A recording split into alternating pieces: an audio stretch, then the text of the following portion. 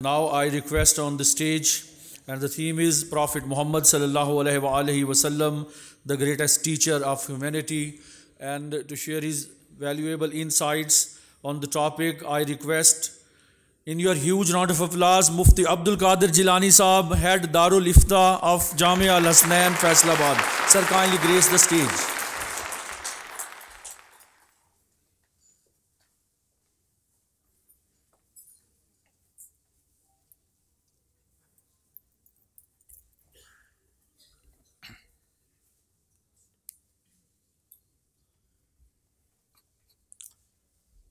السلام علیکم ورحمۃ اللہ وبرکاتہ.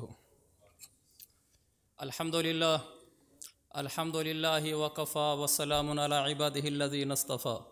اما بعد فاعوذ باللہ من الشیطان الرجیم. بسم اللہ الرحمن الرحیم.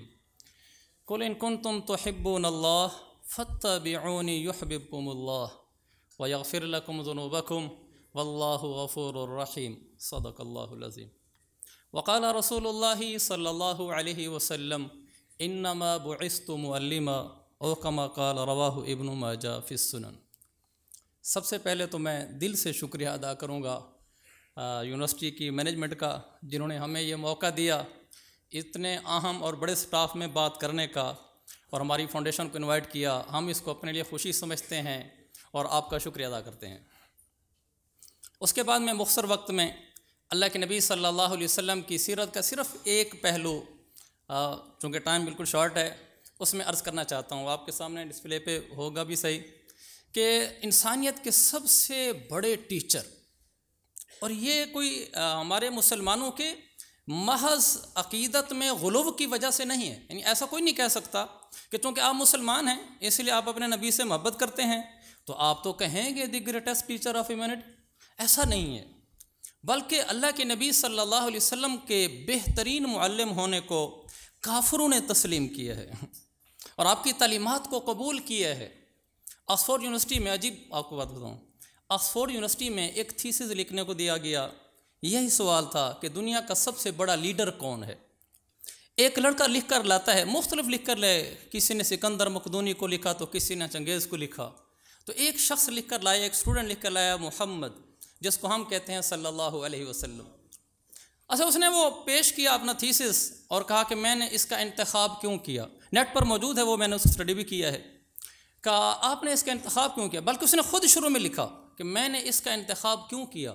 بلکہ عجب جملہ لکھا کہ ممکن ہے کہ میری اس تحریر سے میرے بعض ہم نواؤں کو بھی اعتراض ہو، کیونکہ وہ لکھنے والا مسلمان نہیں ہے. کمال کی بات یہ ہے، ممکن ہے میرے ہم نواؤں کو بھی اعتراض ہو کہ آپ نے اس شخصیت کا انتخاب کیوں کیا. کہا لیکن میں نے اس لیے کیا ہے کہ میں نے تاریخ کے اوراق کھنگال کے دیکھے، میں نے سکندر مقدونی، سکندر ذوالقرنین سمیت سب کو پڑھ ڈالا. انہوں نے دنیا کو فتح کیا اور دنیا میں بڑا نام پیدا کیا. میں نے تاریخ کے جس لیڈر کو اٹھایا وہ ایک پہلو کے لحاظ سے بہت اوپر چلا گیا. مثلا اگر اس نے حکومت کی ہے تو ایسی حکومت کی ہے کہ سمجھو بے مثل ہے. اگر وہ کسی طب کی لائن میں آگے گیا ہے تو اتنا اچھا طبیب بنا ہے کہ بے مثل ہے. لیکن یہی شخصیات جب دوسرے پہلوؤں سے ہم ان کو دیکھتے ہیں، ان کی خاندانی زندگی، معاشرتی زندگی، عائلی زندگی، تو دوسرے پہلو سے بہت ڈاؤن چلا جاتا ہے. اور میں نے جب اس شخص کی سیرت کو پڑھا، میں کیا عجب دیکھتا ہوں کہ میں اس کو اگر میدان جہاد، میدان جنگ میں دیکھتا ہوں، اس سے بہتر کوئی سپہ سالار نہیں ہے. اس نے اس کی ایگزامپلس پیش کی، جیسے ہماری عہد کی جنگ کا بہت بڑا ایک اللہ کے نبی کا کارنامہ ہے کہ آپ نے کس طرح جنگی پالیسی اختیار کی، حالانکہ ابو سفیان پہلے پہنچا تھا. کہ اللہ کے نبی کو جب میں میدان جنگ میں دیکھتا ہوں تو آپ جیسا کوئی سپہ سالار نہیں. جب میں آپ کو حکمران دیکھتا ہوں تو آپ جیسا کوئی حاکم نہیں ہے. میں آپ کو ٹیچر دیکھتا ہوں تو آپ جیسا کوئی ٹیچر نہیں ہے. جب آپ کو میں عائلی گھر کی زندگی میں دیکھتا ہوں تو میں آپ کو اس طرح پاتا ہوں کہ آپ سے بڑھا ہوا کوئی نہیں. الغرض زندگی کے ہر شعبے میں جب میں نے اس ہستی کو پرکھا تو وہ سب سے اعلیٰ نکلی، اس لیے میں نے اس کا انتخاب کیا. یہ ہے حضرت محمد مصطفیٰ صلی اللہ علیہ وسلم، the greatest teacher of humanity. اور وہ حقیقتاً ایسے ہی ٹھہرے. اور آپ کی تعلیمات ہم دیکھتے ہیں اللہ کے نبی کس معاشرے میں تشریف لائے جو بالکل اجڑ قسم کے لوگ تھے. تاریخ گواہ ہے، جن کو سلیقہ نہیں بات کرنے کا، جن کو آداب زندگی سے بالکل واقفیت نہیں ہے، پڑا ہوا خون چاٹ جاتے ہوں، چھوٹی چھوٹی بات پہ آگے پیچھے ہو گیا، گھوڑا تمہارا آ گیا، پہلے میرا آ گیا، پانی آپ نے پہلے پلا دیا، پہلے میں نے پلانا تھا. اس پہ لڑائیاں ہوتی تھیں اور نسلوں تک چلتی تھیں۔ ایک ایسی نسل میرے نبی جس میں تشریف لائے کہ وہ بالکل آداب زندگی کیا علوم و معارف سے یکسر خالی تھی، اور تاریخ گواہ ہے، اور اس پر محنت کرنے کا آپ کو عرصہ کتنا ملا ہے؟ صرف 23 سال، کچھ بھی نہیں ہے 23 سال میں۔ تو ہمارا بچہ تو ابھی 23 سال میں اپنے آپ کو ہی سنبھال لے تو بڑی بات ہے۔ اور اس ہستی نے کیا کیا؟ جب اپنی تعلیمات ان میں ڈیلیور کیں، ایک ایسی نسل تیار ہوئی جس نے پوری دنیا پہ حکومت کی اور پوری دنیا پہ اپنی تعلیمات محمدیہ کے کمال کا سکہ منوایا۔ میں ایک چھوٹا سا واقعہ عرض کرنا چاہتا ہوں تاریخ سے، محض تاکہ لفاظی نہ ہو جائے کہ جی ہم ویسے ہی تعریف کرتے ہیں۔ یہ مصر کا علاقہ ہے مشہور بہنسا، قدیم تاریخ میں حضرت عمر رضی اللہ عنہ کے زمانے میں مسلمان فتوحات کرتے کرتے مصر تک پہنچ گئے تھے۔ ایک سپہ سالار لشکر ہے مسلمانوں کے جن کو حضرت عمر بنا کر بھیجتے ہیں، اعاد بن غانم اشعری رضی اللہ عنہ۔ یہ وہاں لشکر لے کر جب بہنسا کے پاس پہنچے، بڑا علاقہ تھا، اس کے بادشاہ کا نام بطلیوس تھا۔ جب یہ وہاں پہنچتے ہیں اور وہاں جا کر اپنے ڈیرے ڈالے، پیچھے فتوحات کرتے ہوئے آ رہے تھے۔ میں یہ ٹاپک بیان کرنا چاہتا ہوں کہ اللہ کے نبی کی تعلیمات اور آپ کی ٹیچنگ سے کیسی نسل پیدا ہوئی، کیسے لوگ پیدا ہوئے، اور وہ پہلے کیا تھے اور اب کیا ہوئے۔ جب یہ لشکر وہاں پہنچتا ہے اور قلعے پر حملہ کرتا ہے، 1 ہفتہ حملہ کرتا ہے، کوئی کامیابی نہیں ہوتی، لیکن یہ لشکر پھر بھی ٹھہرا رہتا ہے کہ ہم نے اس کو فتح کر کے جانا ہے۔ تو اندر جو بادشاہ تھا بطلیوس، وہ ڈر جاتا ہے، اس کو یہ خیال ہوتا ہے کہ یہ لوگ واپس جانے والے نہیں ہیں۔ تو وہ اپنا ایک قاصد بھیجتا ہے، پادری، وہ آتا ہے حضرت ایاز اشعری کے پاس رضی اللہ عنہ۔ تو وہاں آ کر مسلمانوں سے کہتا ہے، عبداللہ بن عاصم سے ملاقات ہوئی ان کی، اور کہا کہ میں نے آپ کے سپہ سالار سے ملنا ہے۔ انہوں نے کہا جی خیمے میں آپ آ جائیں۔ خیمے میں گئے، دروازے پہ اس کو روکا، اندر گئے، حضرت ایاز سے پوچھا کہ ایسے ایسے قاصد آئے، بھیج دوں؟ کا بھیج دو۔ اندر داخل ہوتے ہیں، جب وہ اندر داخل ہوتا ہے وہ خود ان کا قاصد انگشت بدندہ ہو جاتا ہے کہ نیچے جس پہ بیٹھے ہوئے ہیں وہ چمڑے کا بستر ہے، اور اچھے اچھے قالین جو فتوحات میں آئے تھے وہ لپٹے ہوئے ساتھ پڑے ہوئے ہیں۔ اور اندر جا کر ان سے بات کی اور کہا کہ ہمارا بادشاہ کہتا ہے آپ ایک وفد بھیجیں، میں ان کے ساتھ بات چیت کرنا چاہتا ہوں۔ تو حضرت ایاز نے پوچھا کہ کون تیار ہے؟ تو اتنے میں مغیرہ بن شعبہ نے کہا میں امیر المومنین۔ کہا جی اپنے ساتھ 10 آدمی لو اور چلے جاؤ۔ تو انہوں نے مغیرہ بن شعبہ نے اپنے ساتھ 10 آدمی چنے اور خود چھانٹے۔ کہا ابو ایوب انصاری کہاں ہیں؟ کہا مسعود بدری کہاں ہیں؟ زید بن ثابت انصاری کہاں ہیں؟ ایسے 10 آدمی چنے، ساتھ لیے، ایک خنجر دائیں طرف لٹکایا، ایک بائیں طرف لٹکایا حضرت مغیرہ نے، اور 10 آدمی ساتھ لیے، گھوڑوں پر سوار ہوئے، تلواریں ساتھ لیں اور چل پڑے۔ جب یہ اس شہر کی فصیل 4 دیواری کے پاس پہنچے تو ان کو روک دیا گیا اور ان سے کہا گیا کہ اگر اندر جانا ہے تو یہیں تلواریں رکھنی ہوگی، یہیں گھوڑوں سے اترنا ہوگا۔ انہوں نے کہا گھوڑے تو چھوڑ سکتے ہیں، بادشاہ سے جا کر کہہ دو تلوار نہیں رکھ سکتے۔ اگر تلوار کے ساتھ ملنے دیتا ہے تو بہت اچھا، اگر نہیں ملنے دیتا تو پھر ہمیں ضرورت نہیں، ہم واپس جا رہے ہیں۔ انہیں جا کر پیغام دیا، کہا جی تلوار کے ساتھ آنے دو۔ اب اندر گئے تو پھر بادشاہ کا محل شروع ہو گیا۔ جب محل میں داخل ہونے لگے تلواروں سمیت، تو بادشاہ نے چونکہ سامنے ہونا تھا تو ان کے ہاتھوں میں تلواریں ہیں، بالکل بے خوف و خطر جا رہے ہیں۔ یہ ایسے ہی سیدھے، کوئی جھکاؤ اکڑاؤ، کوئی جھکاؤ اور متاثر ہونا نہیں، تلواریں ایسے نیچے گھسیٹتے ہوئے جا رہے ہیں، قالینیں چرتی جا رہی ہیں، دربانوں سے اور ان کے ساز و سامان سے کوئی اثر لیے بغیر سامنے جا کر جب پہنچتے ہیں تو ایک دم ان کا دربان اعلان کرتا ہے کہ قبل الارض للملک، بادشاہ کو سلام کرنے کے لیے یہاں کا دستور ہے کہ اپنا سر زمین پہ ٹیکو۔ حضرت مغیرہ بن شعبہ نے کہا لا ينبغي السجود الا للواحد الملک، کہا یہ پیشانیاں صرف اس ایک کے آگے جھکتی ہیں اور کسی کے آگے نہیں جھکتی، اگر ایسے قبول ہے تو ٹھیک ہے۔ انہوں نے رکھے ہوتے سونے چاندی کے ساتھ کرسیاں، کہا ہٹاؤ ان کو، ہمیں اللہ کے نبی نے سونے چاندی کی کرسی پر بیٹھنے سے منع کیا ہے۔ زمین پہ کھڑے ہو گئے۔ جب زمین پہ کھڑے ہوئے بادشاہ آیا تو بادشاہ نے کہا بیٹھ جاؤ، آپ سے بات کرنی ہے، اب دیکھنا۔ کہا ہم نہیں بیٹھتے۔ کہا یا تو آپ ہمیں اوپر تخت پہ بلاؤ یا پھر آپ بھی ہمارے ساتھ زمین پہ آ کے بیٹھو نیچے۔ کیوں؟ کہا ہم محمد کے تعلیم یافتہ ہیں صلی اللہ علیہ وسلم، کہا ہم محمد عربی کے تعلیم و تربیت یافتہ ہیں، ہم یا نیچے نہیں بیٹھیں گے، آپ کے ساتھ بیٹھیں گے یا آپ نیچے بیٹھیں گے۔ انہوں نے کہا اوپر لے آؤ تخت پر۔ ان کو تخت پر لے گئے. تخت پر جا کر یہ بیٹھے 10 صحابہ تھے, یہ 11ویں حضرت مغیرہ ہو گئے. وہ بات کرنے لگا. اس نے کہا کہ تم میں سے کون مجھ سے بات کرے گا؟ تو صحابہ نے حضرت مغیرہ کی طرف اشارہ کیا کہ یہ بات کریں گے. تو حضرت مغیرہ سے کہنے لگا, میں تھوڑا اس کو شارٹ کرتا ہوں, کہنے لگا کہ تم تو وہی لوگ نہیں ہو جو پرلے درجے کے جاہل تھے. میں اس کی اسٹیٹمنٹ نقل کرتا ہوں کہ کنتم قوما جہالا لا عقل لکم, تمہیں ہم جانتے ہیں تم وہی بدو عربی ہو جو عرب کی سرزمین حجاز پہ رہنے والے, کہ تمہیں ٹکے کی عقل اور علم تہذیب کچھ بھی نہیں تھا. اور تم یمتارون عندنا للبر والشعیر, تم دانہ پانی لینے کے لیے ہمارے ملکوں میں آیا کرتے تھے, ہم سے مانگا کرتے تھے, جب ہم دیتے تھے تمہیں تو تم بڑا شکریہ ادا کیا کرتے تھے. یہ آج تمہیں کیا ہو گیا ہے کہ تمہارے آج انداز اور ہیں, تمہارے آج اطوار اور ہیں, تمہارے آج جذبات اور ہیں. تم تو پرلے درجے کے جاہل لوگ تھے, یہ تمہیں کہاں سے آیا؟ اس پر انہوں نے کہا, مغیرہ بن شعبہ نے, جس پر میں نے واقعہ سنا ہے, کہنے لگا کننا کذالک, آپ نے سچ کہا ہے, ہم ایسے ہی تھے. نہ ہم میں علم تھا, نہ تہذیب تھی, نہ تمدن تھا, نہ ہمیں آداب زندگی سے آشنائی تھی.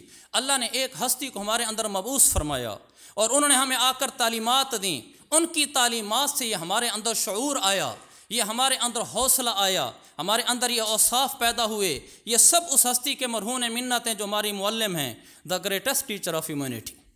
تو اللہ کے نبی صلی اللہ علیہ وسلم نے ایسی تعلیم دی,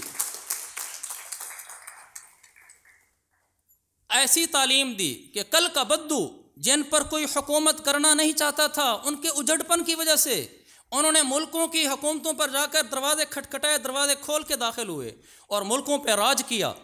پھر ان سے گفتگو ہوتی رہی تو وہ کہنے لگے حضرت مغیرہ سے, مجھے تو آپ بہت سمجھدار لگتے ہیں, کیا آپ میں اور بھی کوئی ایسے سمجھدار ہیں یا آپ ایکسیپشنل کیس ہیں, کوئی اور بھی سمجھدار ہے؟ تو کہنے لگے, ان کے الفاظ نقل کرتا ہوں, کہنے لگے ان میں ایسے لوگ ہیں ملا اساوی فیہم شیء علما, میں تو ان کے برابر میں ذرا حیثیت نہیں رکھتا. کہ وہ کون ہیں؟ کہ علی ابن ابی طالب. کہ وہ علم کے سمندر ہیں, علم کے پہاڑ ہیں. کہ کیسے ہیں؟ کہ 1000 آدمی کی فہم اور بصیرت ایک طرف ہے, علی ابن ابی طالب کی فہم و بصیرت ایک طرف ہے. کہ اتنا بڑا آدمی؟ کہ جی ہاں. کہ اور بھی ایسے ہیں؟ کہ اور بھی ہیں. کہ کون ہے؟ کہ عمر بن الخطاب, کہ اور کہ عثمان بن عفان, کہ اور کہ عبد الرحمن بن عوف, کہ اور کہ سعد, کہ اور کہ سعید. ایسے 8-10 نام گنوائے. کہ یہ لشکر میں آئے ہوئے ہیں؟ کہ جی ہاں آئے ہوئے ہیں. کہ اچھا ان سے ملاقات ہو سکتی ہے؟ میں کل ان سے ملنا چاہتا ہوں. اب یہ جو مومن ہوتا ہے نا, اتقوا فراست المؤمن فإنہ ينظر بنور اللہ, مومن کی دور اندیشی سے بچو. اگر سچا مومن ہو تو بڑی دور کی آنکھ سے دیکھتا ہے. حضرت مغیرہ سمجھ گیا کہ سب کو یہاں کیوں بلوانا چاہتا ہے, کہ یہاں آئیں گے تو ان پر کوئی نہ کوئی مکر کے تحت قتل کرا دے گا, ہم کیا کر سکتے ہیں. تو کہنے لگے ہاں ان سے ملاقات کرا سکتا ہوں, ان میں سے جو آئے ہوئے ہیں. کہ کچھ نہیں آئے ہوئے, جو آئے ہوئے ملاقات کرا سکتا ہوں. کہ کب کراؤ گے؟ کہ کل کراؤں گا. کہ ٹھیک ہے. وہ اندر خوش ہوا کہ کل یہ سارے آئیں گے, ان کے ساتھ مکر کروں گا. حضرت مغیرہ واپس آئے اور آ کر کہا کہ یہ میں ان کو بتا کر آیا ہوں, کل ان سے ملاقات کرانی ہے. ملاقات کیسے کرائی؟ اگلے دن میدان سجا دیا, ان شاہ سواروں کو سامنے کھڑا کر دیا, کہا ادھر ملاقات کر. میدان سجایا, مقابلہ کیا. تعلیمات محمدیہ کا نتیجہ تھا یہی اجڑ لوگ, انہوں نے بطلایوس کا قلعہ چھین لیا اور فتح کر لیا. یہ تعلیمات محمدیہ کا نتیجہ تھا کہ کل کے اجڑ لوگ اور اس زمانے کے بڑے بڑے شاہ سواروں کو, بڑے بڑے دانشوروں کو ہیچ کر کے ان کے قلعے چھین کر ان کے تخت پر جا بیٹھے. یہ ہے وہ عظیم شخصیت جس نے دنیا کے سب سے بڑے معلم ہونے کا عملی ثبوت دیا. تو اللہ کے نبی صلی اللہ علیہ وسلم جو تعلیمات لے, اچھا یہ نہیں تھا کہ آپ صرف نماز روزہ مصلی لے, نہیں ایسا نہیں تھا. آپ کوئی مختصر سا سلیبس لے کے اپنے علاقوں کو سکھایا نہیں. آپ جو تعلیمات لے وہ قیامت تک کے لیے ہیں. مظفر وارسی نے کہا تھا شعور لایا, کتاب لایا, وہ حشر تک کا نصاب لایا, دیا بھی کامل نظام اس نے اور آپ ہی انقلاب لایا. وہ علم کی اور عمل کی حد بھی, وہ محمود زمان محمود ابد بھی, وہ ہر زمانے کا رہبر ہے, میرا پیمبر عظیم تر ہے. ٹائم لیس نیڈ. وہ ہر زمانے کی ضرورت ہے, وہ ہر زمانے کا رہبر ہے. اللہ کے نبی نے ہر زمانے میں ہر فیلڈ میں اپنی ایسی تعلیمات چھوڑی ہیں. بیسیکلی میں ٹیچر ہوں, ہم تو کہ مدرسے میں پڑھتے پڑھاتے ہیں. آپ نے ایسی تعلیمات چھوڑی ہیں کہ جب ہم ان کو پڑھنے لگتے ہیں ہمیں ایسے لگتا ہے کہ اللہ کے نبی نہ صرف طب ہی بتانے آئے تھے، اللہ کے نبی صرف عبادات بتانے آئے تھے۔ جب دوسرا چیپٹر کھولتے ہیں تو لگتا ہے کہ اللہ کے نبی صرف یہی بتانے آئے تھے۔ ہر باب میں ایسی واضح تعلیمات ہیں کہ آپ نے پیچھے کچھ نہیں چھوڑا، سب کچھ آپ سکھا کر چلے گئے۔ خلوتوں کا دین بھی سکھایا، جلوتوں کا بھی سکھایا، میدان میں کیسے اترنا ہے، تنہائیوں میں کیسے رہنا ہے، سب کچھ اللہ کے نبی نے بتایا ہے۔ تو ہمیں معلمین کو، ٹیچرز کو بھی اپنی سیرت کے اندر بتایا کہ ایک ٹیچر کیسا ہونا چاہیے۔ میں آخری چند منٹ صرف اسی پر لوں گا کہ ایک ٹیچر ایز اے ٹیچر اگر اللہ کے نبی کی سیرت اور احادیث کو دیکھے تو وہ کیسا ہونا چاہیے۔ چند میں پوائنٹ صرف 3 ہی بتا دیتا ہوں، 3 پوائنٹس عرض کرتا ہوں احادیث کی روشنی میں۔ پہلا، ٹیچر کے ذمہ ہے کہ وہ اپنے اسٹوڈنٹ کی حوصلہ افزائی کرے۔ اگر اس کا اسٹوڈنٹ اچھا کرتا ہے، میرے عزیز بھائیو، یہ میں چونکہ سیرت اور حدیث سے عرض کر رہا ہوں، ہم اس کو اپلائی کر کے دیکھ لیں، بے شمار ان گنت نتائج دیکھیں گے ترقی کے میدان میں۔ ماتحتوں کی حوصلہ افزائی کرنا، میں ہر بات کے ساتھ انشاءاللہ حدیث کوٹ کروں گا تاکہ بات مستند ہو، آپ کو بھی اطمینان رہے۔ اپنے شاگرد کی، اپنے ماتحت کی، اس کے کسی اچھے کام پر، اچھا سنانے پر، اچھی کارکردگی پر اس کو شاباش دینا، اس کی حوصلہ افزائی کرنا، یہ معاشرے کے افراد کو آسمانوں تک پہنچانے کا نسخہ ہے۔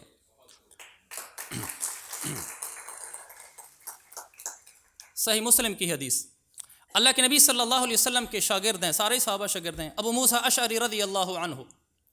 اب اللہ کے نبی سے ہی انہوں نے قرآن سیکھا ہے اور قرآن پڑھنا جانا ہے۔ آپ ایک دن آئے، ابو موسیٰ اشعری سے کہا، ابو موسیٰ رات تم گھر کے صحن میں نماز میں تلاوت کر رہے تھے؟ کہ جی کر رہا تھا۔ کہا میں نے تمہاری تلاوت سنی نا، بڑی اچھی تھی، لقد اوتیت مزمارا من مزامیر آل داود۔ ابو موسیٰ کیا بول رہا تھا؟ مجھے تو ایسے لگا کہ حضرت داؤد اس گھر میں اتر کے بول رہے ہیں۔ کیا حسن تھا تیری آواز میں، کتنا خوبصورت تو پڑھ رہا تھا۔ یہ اللہ کے نبی نے تعریف کی۔ پھر آگے سے رزلٹ دیکھیں، اس کو فوری رزلٹ۔ ابو موسیٰ نے کیا کہا؟ یا رسول اللہ، اگر مجھے پتہ چل جاتا نا کہ آپ نے سنا اور آپ کو پسند آئے، لحبرتہ لک تحبیرا، میں اس کو اور زیادہ خوبصورت بنا کر پڑھتا۔ نقد رزلٹ ہے۔ آپ کسی کو حوصلہ افزائی کریں، آپ یہ نہ کہیں کہ میں اپریشیٹ کروں تو سر پہ چڑھ جائے گا، نہیں، آپ اس کی تعریف کریں، وہ اوپر ہوگا، پروموٹ ہوگا وہ۔ پھر اس کے علاوہ مسلم کی حدیث، آپ نے حضرت ابو منذر سے کہا سب سے بڑی آیت بتاؤ شان والی، تو انہوں نے کہا اللہ لا الہ الا هو الحی القیوم۔ آپ نے فرمایا واللہ لیحنک ابو المنذر تیرے علم کو شاباش ہو۔ فوراً آپ نے ان کی تعریف کی، کہا تیرے علم کو شاباش ہو ابو المنذر۔ یہ بہت خوبصورت انہیں جواب دیا ہے۔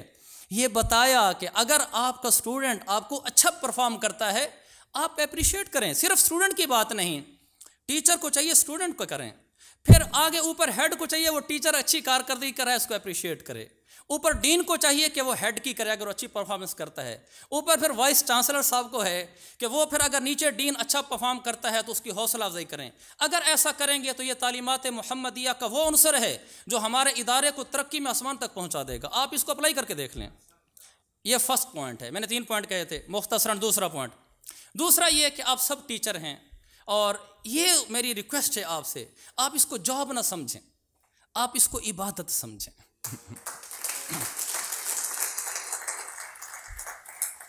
آپ اس کو عبادت سمجھیں۔ آپ کا اس کو عبادت سمجھنا کوئی آپ کی بیجا تعریف نہیں ہے۔ میں حدیث سے عرض کرتا ہوں، آپ بلا شبہ اس خیال سے آتے ہیں چلو میری ایک سیلری ہے، تنخواہ اچھی ہے، پڑھاتا ہوں، گھر کا سرکل چلتا ہے، تو میں تو جی دنیا کما رہا ہوں۔ تو دیندار تو وہ ہوتے ہیں جو مساجد مدارس میں ہیں، وہ بھی دیندار ہیں، ان کا انکار نہیں۔ آپ کا یہ آنا کمانے کے لیے بھی یہ آپ کا عبادت ہے۔ اچھا، آپ عبادت بنائیں اپنی اس جاب کو، اس کے لیے 2 چیزوں کی ضرورت ہے۔ پہلی یہ ہے کہ نیت کی درستگی، دوسری ہے صداقت و امانت۔ اگر یہ 2 عنصر ایلیمنٹس آپ کی جاب میں آ جائیں، آپ کی جاب عبادت ہے۔ حدیث عرض کرتا ہوں، نیت کی درستگی کے ساتھ آپ کا اس جگہ پڑھانے کے لیے یونیورسٹی میں آنا، اور اس نیت سے آنا کہ میں تنخواہ لوں گا، یا اگر آپ کی نیت درست ہو تو عبادت ہے۔ درست نیت کیا ہے؟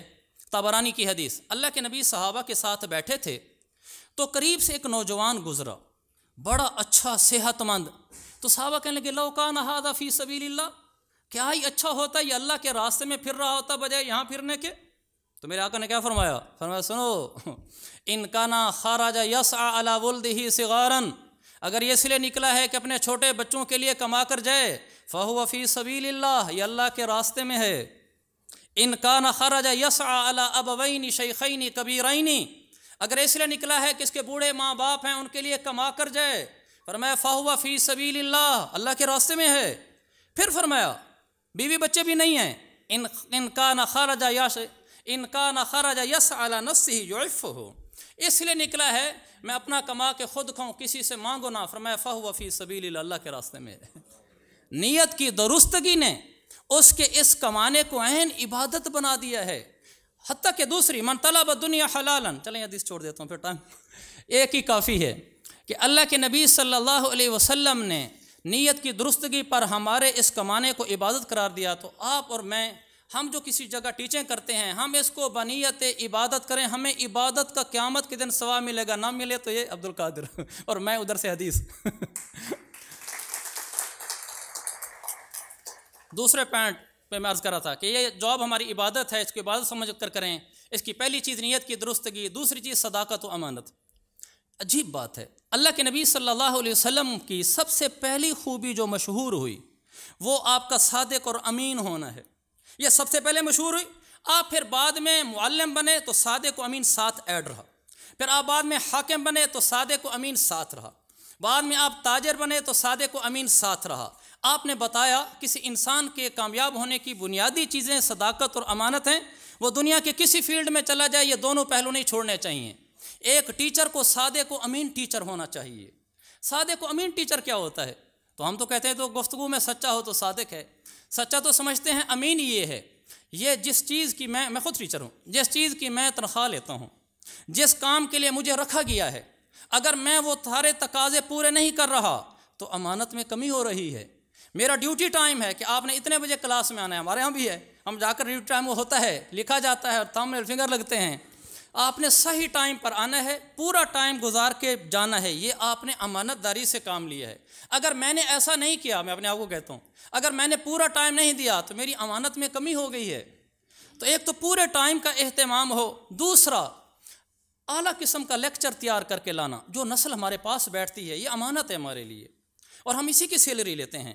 یہ امانت کا تقاضا ہے کہ میں روٹین وائز نہ لیکچر کی تیاری کر کے آؤں، بلکہ میں اس پہ پوری جان لگاؤں۔ میں دیکھو نہ بھی تیاری کروں نا، اسٹوڈنٹ تو اسٹوڈنٹ ہے، میں ٹیچر ہوں، اور پھر میں پرانا ٹیچر ہوں، میرے لیے کیا مشکل ہے ان کو سیٹسفائی کرنا۔ لیکن دیانت کا تقاضا یہ ہے، امانت کا تقاضا یہ ہے کہ میں لیکچر کی ویلیویبل تیاری کروں، خاطر خواہ اس کی تیاری کر کے آؤں، پھر ڈیلیور کروں۔ تو میں نے اپنی امانت جس کی میں تنخواہ لیتا ہوں اور جس کے لیے میں یہاں انوائٹ ہوں کلاس میں پڑھانے کے لیے، میں اس کا حق ادا کر رہا ہوں اور امانت داری کے ساتھ چل رہا ہوں۔ اگر میں نے ایسا نہ کیا تو میری امانت میں کمی ہو رہی ہے۔ اس کے ساتھ ایک چیز اور ایڈ کروں گا کہ جب ہم پڑھاتے ہیں تو رسمی کارروائی کے طور پہ نہ پڑھیں، بس یہ نہ کہ میرا تو کام ہے سبق پڑھانا، باقی جانیں ادارے والے روز جانیں۔ میں چاہے کسی ادارے میں ہوں، چاہے آپ آج یہاں ہیں کل کہیں اور ہوں، ہم جہاں جائیں اپنی جان کھپا دیں کہ اعلیٰ ایک نسل ہمیں ملی تھی، ہم نے اس کی تیاری میں کوئی کسر نہیں چھوڑی تھی، دن قیامت میں بڑی سرخروئی ملے گی۔ اللہ کے نبی صلی اللہ علیہ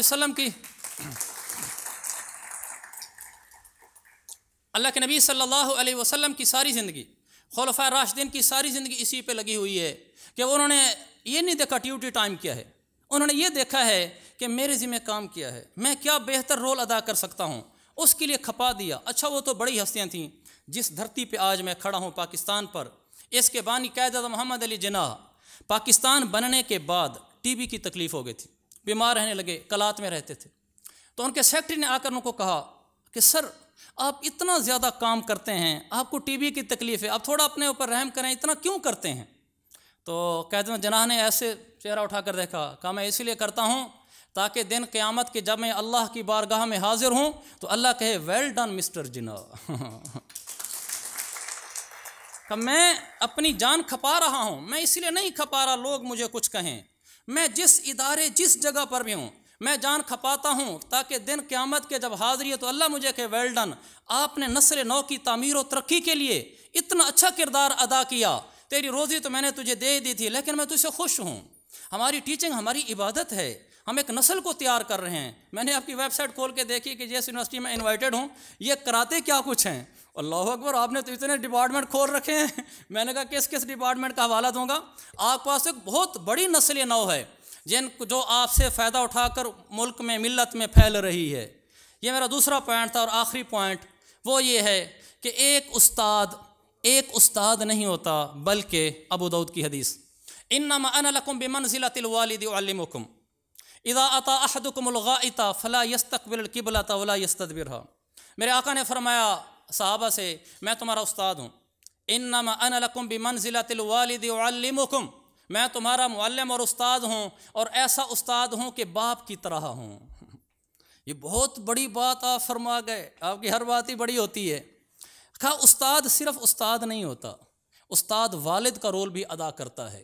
کیا والد کا رول ہے؟ میرا آخری نقطہ ہے اور اہم نقطہ ہے، بڑی گزارش سے وہ یہ ہے کہ والد جب کسی کو سمجھاتا ہے، والد میں 3 خوبیاں ہوتی ہیں۔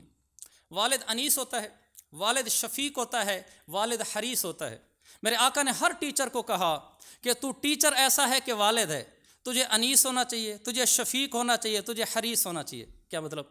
انیس مانوسیت سے، کہ میرا شاگرد مجھ سے مانوس ہو، میرا اس پر روب داب نہ ہو کہ وہ مجھ سے کچھ پوچھ ہی نہ سکے، ایسا روب بنا رکھا ہے کوئی میرے قریب بھی نہیں آتا۔ کہ ایسی مانوسیت دو کہ طالب علم آپ سے مانوس ہو، پوچھ سکے سر یہ کیسے ہے۔ یہ ہر ٹیچر کو ایسا اپنا رویہ رکھنا چاہیے۔ دوسرا شفیق ہو، جب پوچھنے آ جائے تو شفقت سے جواب دے، پیار سے، محبت سے۔ یہ نہیں یہ کوئی سمجھنے کی بات ہے، یہ تو بڑا کلیئر سا پوائنٹ ہے، تمہیں یہ بھی نہیں آتا، یہ شفیق نہیں ہے۔ وہ اسٹوڈنٹ کبھی نہیں دوبارہ پوچھنے آئے گا، رزلٹ اچھا نہیں نکلے گا، اس کا نقصان ہوگا، پیچھے میں ہوں کہ میں نے اس کو پوچھتے وقت شفقت نہیں دی تھی۔ جب وہ میرے سے پوچھنے آ گیا، میں اسے کہوں جی بیٹا جی پوچھو۔ اگر دیکھیں میں بھی مدرسے میں پڑھاتا ہوں، بعض دفعہ لڑکے نے سوال کیا مجھے جواب نہیں آتا، ایسا ہوتا ہے، میں اسے بڑا کلیئر سا کہہ دیتا ہوں بیٹا میں کل بتا دوں گا، اس میں کیا حرج کی بات ہے، بیٹا میں کل بتا دوں گا۔ تو میں کل اگر مجھے آتا ہوگا تو میں خود بتا دوں گا، نہیں تو میں کولیگ میں سے سینئر میں سے کسی سے پوچھ کے بتا دوں گا، لیکن اس بچے کو تو پوچھنے کا حق دوں۔ باپ شفیق ہوتا ہے، میرے آقا نے فرمایا استاد باپ ہوتا ہے، شفیق ہو، اسٹوڈنٹ پوچھنا ہے تو کھلا دل رکھیں کہ بیٹا پوچھو بیٹا پوچھو۔ تیسرا باپ حریص ہوتا ہے، حریص علی الافادہ کہتے ہیں کہ اس میں یہ حرص ہو جو کچھ میرے پاس ہے نا میں سارا انڈیل دوں اس میں یہ نہ ہو کہ میں کچھ بچا کر جاؤں اپنے پاس، یہ میرے سے نیچے ہی رہے، یا اللہ میں کیسے اپنا سارا کچھ اس کو دے دوں۔ باپ یہ چاہتا ہے نا کہ میرا بیٹا مجھ سے آگے نکل جائے، استاد یہ چاہے کہ میرا شاگرد مجھ سے آگے نکل جائے۔ تو ہم ٹیچر ہیں، ہم انیس ہوں، ان کو ایسا رویہ دیں کہ ہم سے پوچھ سکیں، شفیق ہوں، جب پوچھنے آ جائیں تو شفقت سے جواب دیں، ڈانٹے نہ۔ ہم حریص ہوں، خواہش یہ ہو کہ میں کچھ نہ چھوڑوں، سب کچھ بتا دوں۔ ایک اور آخری نقطہ اسی میں پوائنٹ یہی ہے کہ استاد والد ہوتا ہے، اس کا مطلب یہ ہے کہ صرف یہ سلیبس نہ پڑھائے بلکہ ان کو یہ بھی سکھائے کہ ایک بہترین شہری کیسے بنتا ہے، گھر کا ایک اچھا فرد کیسے بنتا ہے، ماں باپ کے ساتھ کیسا تعلق رکھنا ہے، رشتہ داروں کے ساتھ کیسا رکھنا ہے، زوجیت کا تعلق کیسا ہے، شوہر ہے تو اچھا شوہر کیسا ہوتا ہے، بیوی ہے تو اچھی بیوی کیسی ہے، اولاد ہے تو اچھی اولاد کیسی ہے، باپ ہے تو اچھا باپ کیسے ہے، ایک شہری ہے تو اچھا شہری کیسے ہے۔ اللہ کے نبی نے فرمایا میں تمہارے لیے والد کی طرح ہوں، لہٰذا آگے کیا فرمایا، جب تم میں سے کوئی بیت الخلاء جائے تو قبلے کی طرف نہ رخ کرے نہ پشت کرے، یہ بتایا کہ میں تمہارا استاد بھی ہوں اور آداب زندگی بھی سکھاتا ہوں۔ ہم اپنے لیکچرز میں اس کو ایڈ کریں، بچوں کو وہ زندگی سکھائیں جیسے ان کو گھر میں رہنا ہے، ماں باپ کا ادب احترام، پڑوسی کا خیال، آداب زندگی، صفائی کے آداب، لوگوں کے ساتھ رہن سہن، رویے، اخلاق، یہ ہم اس کے ساتھ ایڈ کریں تو ہم حدیث کی روح سے ایسے معلم ہیں جو اللہ کے نبی کی نگاہوں میں محبوب ہیں۔ اگر ان کی نگاہوں میں محبوب ہو گئے، خدا بھی ملا وصال صنم بھی، بدل کے کہتا ہوں ادھر کے بھی رہے ادھر کے بھی، پھر دنیا بھی ہماری اچھی بنی آخرت بھی۔ اللہ تعالیٰ ہم سب کو عمل کی توفیق دے۔ وآخر دعوانا ان الحمد للہ رب العالمین۔